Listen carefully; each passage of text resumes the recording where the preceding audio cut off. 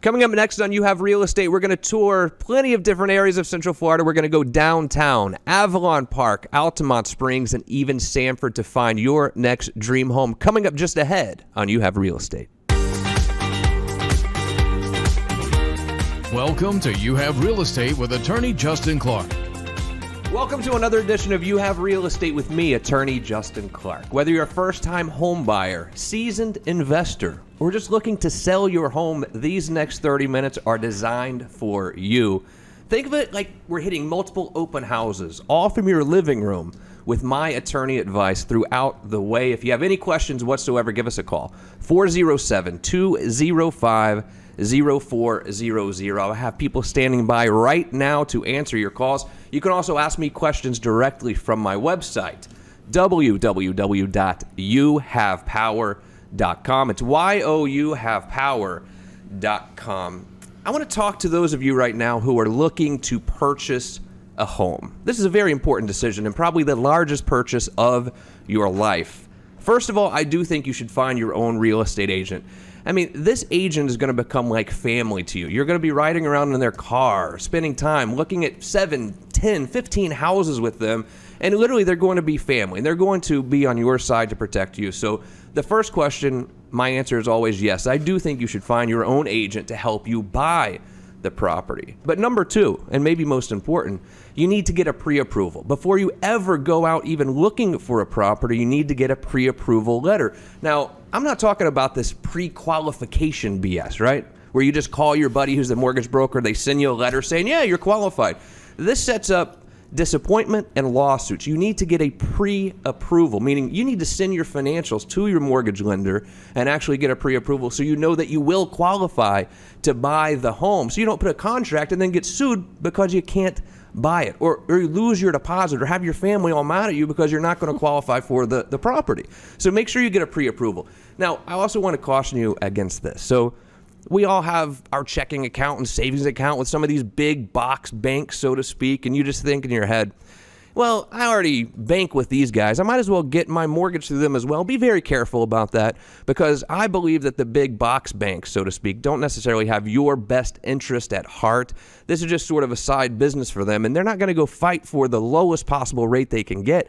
I really would prefer that you use a local mortgage broker or mortgage lender who has plenty of different, he or she have plenty of different options for you, and they're going to go fight for the best price they can possibly get to lower your monthly payment when you go to buy this house. And you know, one of my biggest fears is that your credit is not good enough, because we all went through this terrible crisis in 2008, 9, 10, 11, 12, and a lot of us have dings against our credit.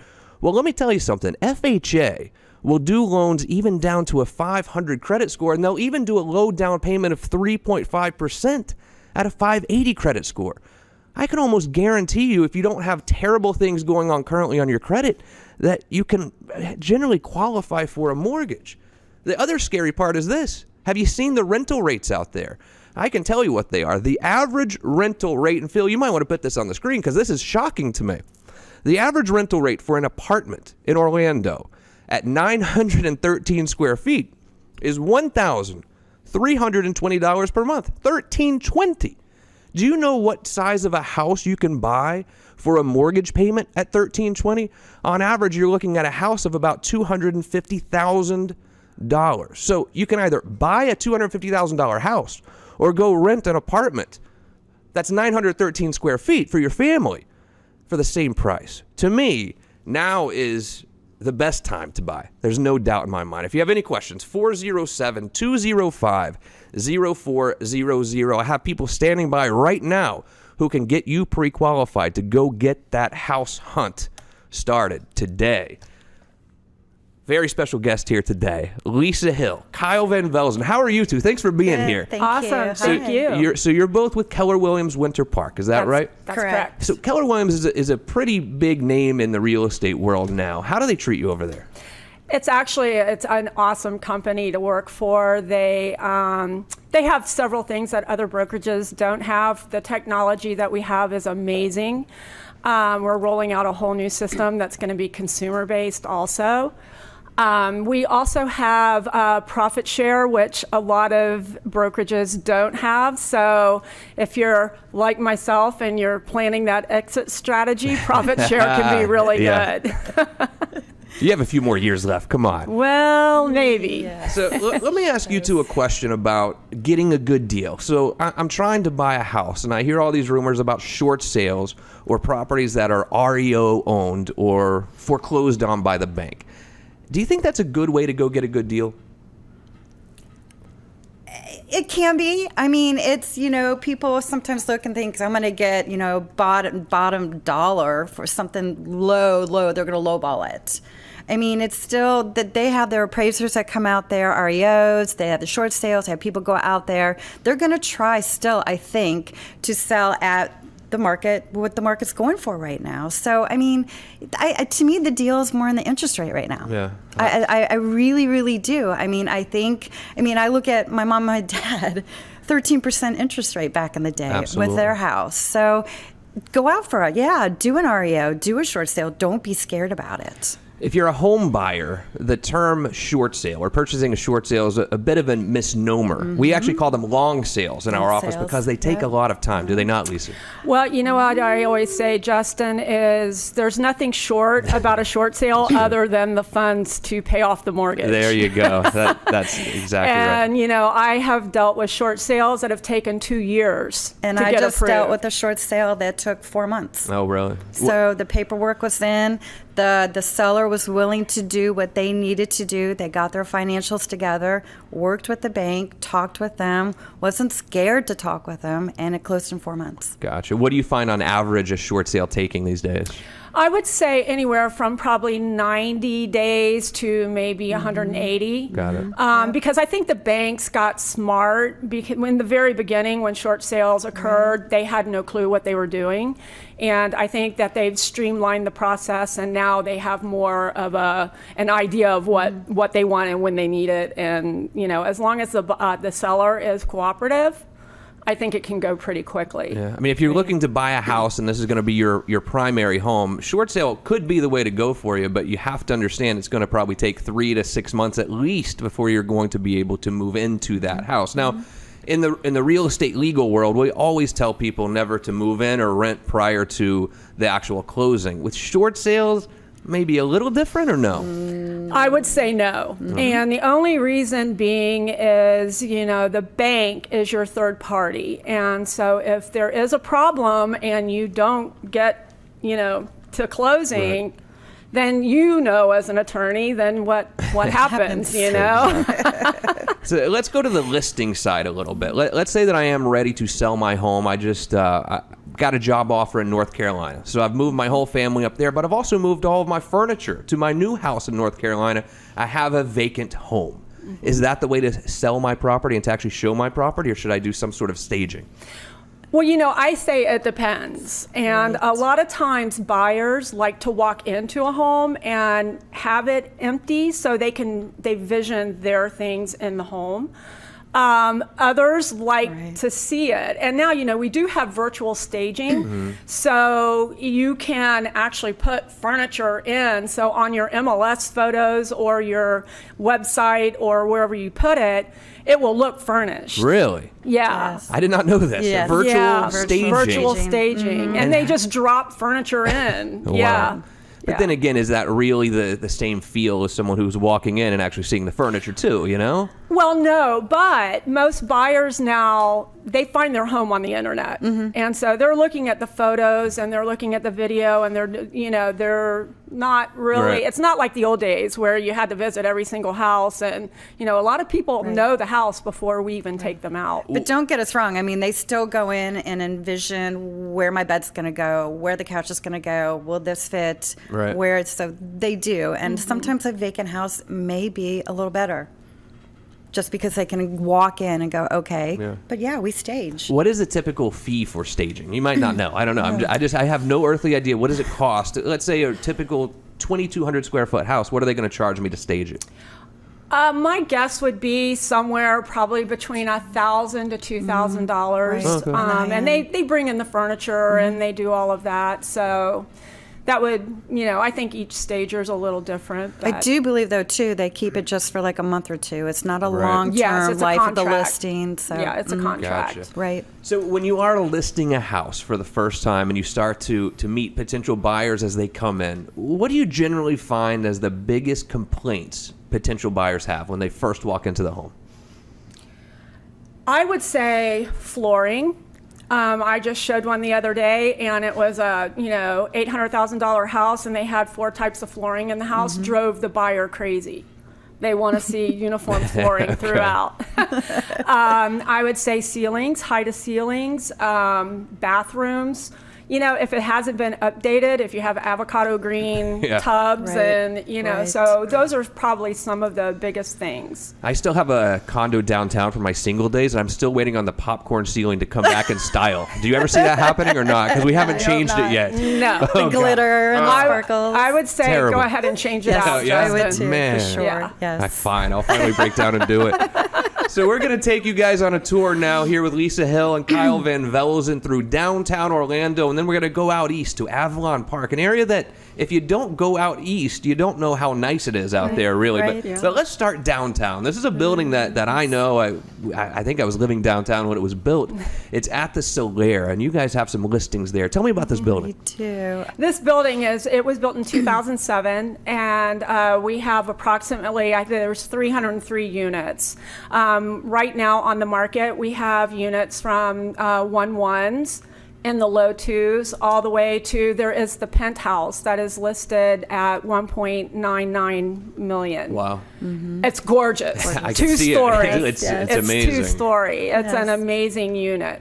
Do you ever have any buyers who are looking for a tall building like this who are afraid, though, of having the balcony? Because the Yes. balconies yes. scare me a little No, bit. They they're- really do. They're scary. And these units have floor to ceiling windows, Right. and they won't even walk up to the window. Yeah. And I'm like, why are you in a high rise? Exactly. You're absolutely So the 1.1 you have there is about how much, would you say? I would say 215 to 230. Okay. So, And I are mean, very- a payment at 215 is probably, what, $1,300 a month, kind of That's like we it, were right. talking about before. Right. Now, of course, you're going to have the HOA fee on HOA. top I was of it gonna as say, well, yes. but it's still not a very bad payment for a really great location. That's it. And the HOA fees there include basic cable and internet. And also you have to look at it. I owned a home. I had people take care of my pool. I had people take care of everything for me. So an HOA fee of $300 to $500 a month is really not that bad when you think about the things that you get for it. Do you find a lot of empty nesters now who are moving Yeah. back Yes. downtown? Yes. We're finding young executives that live there all the way up to, yes, empty nesters. We've seen families. I've seen babies being born at the Solaire now. Families. Wow. So, yeah. Well, we're in walking distance to the Amway, Right. to Dr. Phillips. So it's a great location for Right. someone who wants to go to all those events. And If you have any questions or would like to see the listings here at the Solaire, call us 407-205-0400. Let's head out east a little bit, out to Avalon Park. Let's see this listing on Canopus Drive. Tell me about this one in Avalon. yeah, this is my new listing. It's actually almost 3,500 square feet. It's a 5-bedroom, 3-bath, been completely renovated on the inside. This was an investor that bought it and did a lot of work to it. It's just high ceilings. It's got a bonus room and a media room. So it's wired for surround sound. This is just a gorgeous house. Beautiful. What is the list price? It is listed at $429,900. It's not too bad, really. We've got it priced to sell because Yeah. the investor said, let's do it. Tell me a little bit about Avalon Park. Avalon, if you don't know it, is one of these sort of master planned communities where you can walk around and you have shops and restaurants and things like that. Yes, and they have community pools, they have parks, playgrounds, tennis courts, basketball courts, any kind of activity that you want.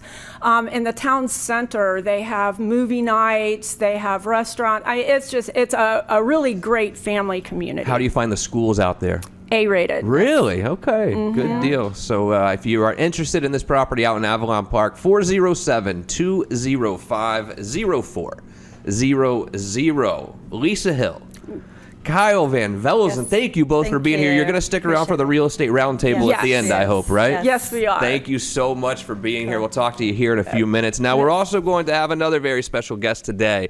His name is Scott McCoy. He is with You Have Realty. He's also going to take us on a tour of the Seminole County area. We're going to hit Altamont Springs. We're going to go up to Sanford as well to see some of his properties. I know that Scott's a good realtor. He works with a lot of buyers too, I know. And so if you are looking to purchase a home, you can always reach out to Scott McCoy. Scott, how are you, sir? Thanks Doing for being great. here. Thanks for having me. So you do work with a lot of buyers. Now, one of the things that we have going on in Orlando is there's a lot of new construction. You know, you go into these new neighborhoods and they're just throwing up house after house after house after house. And I get somewhat concerned at times that people can go into these neighborhoods and go to the listing center or whatever, no lawyer, no real estate agent, no real representation at all, and they kind of fall in love with the model home, but there's no one there to represent them. While the person at the front desk there may be very sweet, and maybe they are even trying to be helpful, I do feel like in that situation you need some sort of representation, whether it's a lawyer, a real estate agent, whatever. How do you feel about that? Do you feel like I should just go into one of these neighborhoods at pre-construction and just sign right there on the dotted line? No, I had a buyer call me and say, hey, there's a great deal down here. She's got me all set up. We're ready to buy. We're going to go sign papers tonight. Will you come down with me? So I got down there, and it was nothing of what they had told him it was going to be. Another thing you need to watch out for is when you go into these new neighborhoods, you see the beautiful model home, the contract that they put in front of you that's $200,000 is not the model home at all. It doesn't have all the upgrades. So by the time you get all these upgrades, you're at $300,000. You need to be very careful. And my recommendation is you need to take a real estate agent that you really trust to represent you through that transaction. Would you agree with me on that, Scott? I would agree with that. All right, good deal. Now, let me ask you a little question about this. So, you ever watch the show House Hunters? I assume all real estate agents do. Of course. Do you ever get annoyed when every single episode they come in and they say, oh, I can see myself having my cup of coffee there? You know what I mean? It drives me nuts. Do you find that happening in real life when you're working with buyers and they go out to the patio and they say, oh, I could see myself having my cup of coffee here? Does that happen to you? I've heard it a couple times, Okay. but for the most part, I just wanted to make sure because it happens on every episode of House Hunters, right? And when you're really helping someone find a property, do you really only show them 3, that's it, and they have to decide on one? I wish it was that easy. Okay. What do you find typically when you are working with a buyer? How many properties, and I know it varies, but what's sort of an average of houses that you're going to show them before they purchase?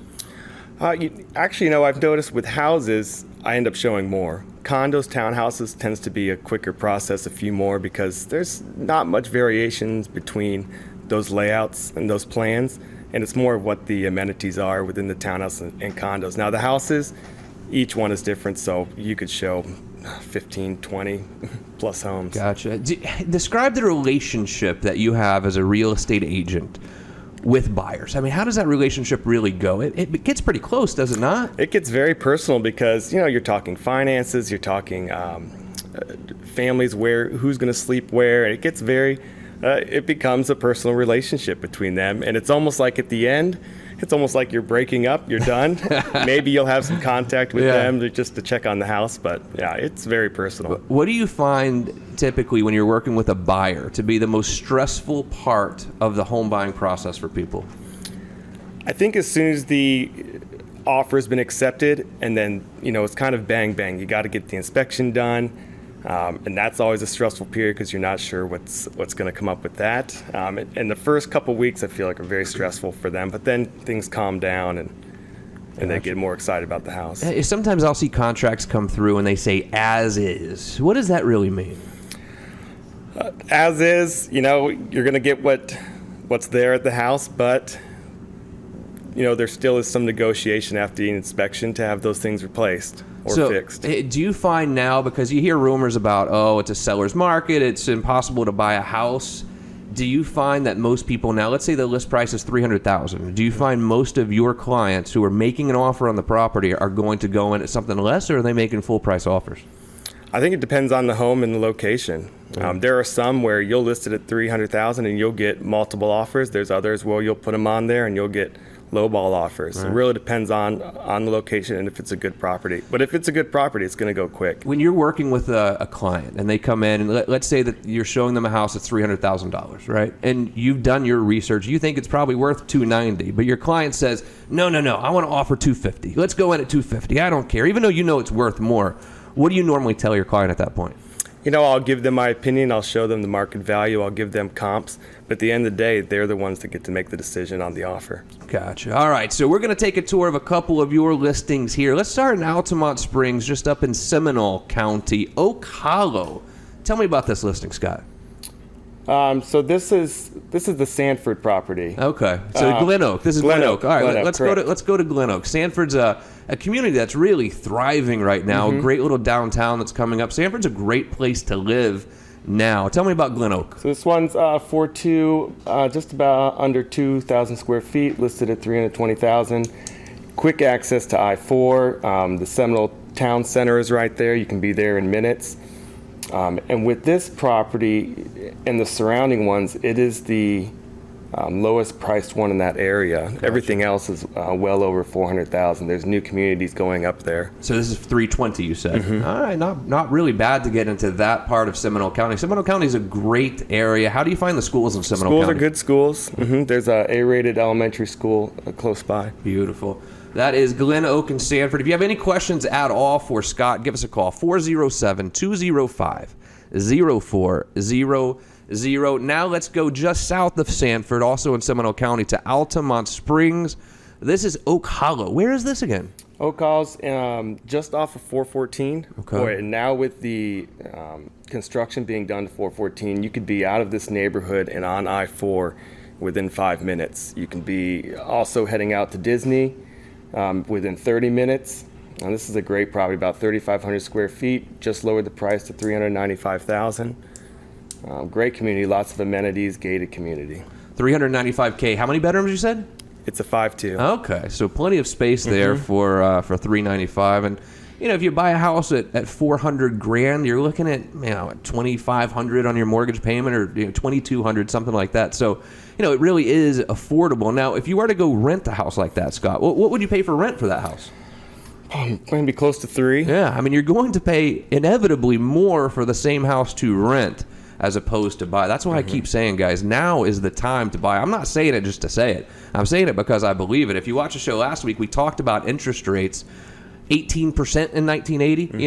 The price of a mortgage payment was about $4,500 for a $200,000 house, whereas now it's $1,200, $1,300. So now is an absolutely fantastic time to buy. 407-205-0400. YouHavePower.com. Scott McCoy, thank you for being here. You're going to stick around for the Real Estate Roundtable, right? Yes. And if you have any questions that you would like answered on this show, I have people standing by to take them at 407-205-0400.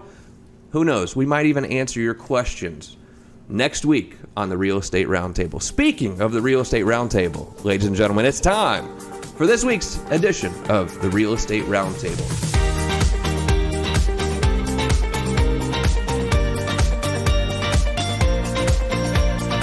All right, let's go to Susie in Lake Mary.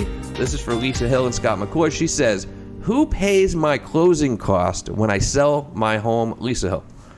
When you sell your home, you may very well get an offer that requests from the buyer that you contribute towards their closing costs and prepaids. You can negotiate that. It typically is around 3% if they ask for it. Okay, good deal. What about title costs? Who normally pays that? Title, it's split. Seller pays their title fee, and as far as the owner's title policy, the seller will provide that to the buyer. Scott McCoy, real estate commission, I think it's fairly standard, 6%. All right, who pays that, buyer or seller? Seller. Okay, so the seller is generally going to pay that out of their proceeds from the sale. Let's go to Rhonda up in Osteen. I'm trying to buy a house, but I hear it's a seller's market. Is now a bad time to buy? Lisa Hill. No. it's never really a bad time to buy. However, the inventory is lower than it has been, so it's actually a good time to sell your house. Right. Because the inventory is so low, buyers don't have very many options to look at. Scott McCoy? Yeah, because of the price of renting, I would definitely buy a house right now. So let's just really get it out in the open right now. So we do hear that it's a seller's market, but do I really have to go in and offer $20,000 above asking price or what? What's going on out there? No, as the real estate agent, what I do is if I have a buyer that's wanting to put an offer in on a house, the first thing I'm going to do is I'm going to call that listing agent. I'm going to kind of feel it out. Do you have offers? What's the situation? If they have multiple offers, maybe we will have to go over. Right. But if there's not, then we just go in with a traditional offer. What do you think, Scott? Yeah, I agree. We'll talk with them, feel it out. And if there's not multiple offers, we'll come in a little bit lower and see if we can get them a good deal. What do you guys see happening over the summer? Do you think prices are going to continue to increase, stabilize, go down? What's your vision? Well, I think that right now they're stabilizing right now. What we're seeing is, the market's been a little slower, March, April. There's still a lot of activity going on, but it's not as crazy as it was last summer. Mm-hmm. So I think they're going to stabilize. I don't see them declining, and I've had a lot of buyers say to me, well, I'm going to wait until this bubble bursts. Yeah. And I'm like, okay, you might be waiting a long time. Could be a bit. Could be a minute. And this is more of a mortgage question, but you guys deal with people buying houses all the time. Skip in Kissimmee says, how much do I need for a down payment? Like you were saying with the FHA, 3.5%. If you don't want that PMI insurance, then you want to put down your 20%. What are you seeing out there, Lisa? I think that 3.5 for FHA. You have several areas. You have different loan programs. You have USDA, which is 100% financing. Mm-hmm. You have different things. So I would just say, the best program for you would be talk to your lender, and they're gonna guide you the way that you should go. What do you, as a listing agent, mm-hmm. when your client has some offers coming in, multiple offers, what are you looking for from that pre-approval letter? Are you looking for FHA, or is FHA bad? Are you looking for all cash? What are you typically looking for? No, I actually look over everything. I look and I want to see how strong that buyer really is. Mm-hmm. And the first call I'm going to make is to their lender. I'm going to see how much they're putting down, what they're, I always go to the lender first, and I just determine what is the strongest buyer. I just had one the other day that the seller actually took a conventional offer over a cash offer. Oh, really? Shocking. Because she wanted to sell to a family. I see. Cash offer was an investor. Gotcha. Cindy in Orlando says, do I have to sell my current home before buying my dream home? Well, that depends if you have the cash to make both mortgage payments. If you can afford both, then no, you don't have to. And if you can get your approval and get your mortgage, then... What do you normally see in that situation? Well, there is a program, and I don't know that if all lenders provide it, but there's one, it's kind of called the bridge loan. Uh-huh. So if you have a lot of equity in your current home, you can literally buy before you sell. Really? Good Yes. deal. Lisa Hill, thank you for being here. Great to meet you today. Thank Scott you. McCoy, good to see you again. Thanks for coming on. You guys were awesome. A lot of great information. And thank you for joining us today for another edition of You Have Real Estate. If you have any questions whatsoever, people are standing by the office right now as we speak. 407-205-0400. Plenty of information is on the website as well. YouHavePower.com. I'm attorney Justin Clark, and I'll see you right back here next week for another edition of You Have Real Estate.